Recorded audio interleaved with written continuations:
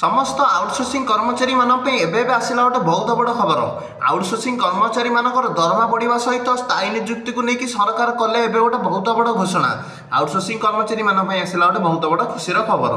तेज कौन आई आउटसोर्सिंग कर्मचारी बड़ खबर सरकार कौन कले बड़ घोषणा दरमा और स्थायी नियुक्ति को नहीं कौन आसी खबर आसंते भिडियो माध्यम जाना।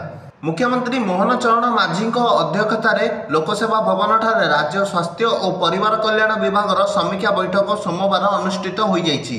से बैठक में मुख्यमंत्री राज्यर स्वास्थ्य सेवा व्यवस्था विषय आलोचना कर राज्य में खाली पड़ता विभिन्न डाक्तर पदवी और प्रोफेसर पदवी पूरण उपर गुरुत्व आरोप करते। बैठकर आलोचनारू जणाई खूब शीघ्र राज्य में 1840 डाक्तर तथा मेडिकल ऑफिसर नियुक्ति पाइबे एवं आहरी 5000 ऊर्ध्व पारामेडिकल स्टाफ नियुक्ति पाइबे।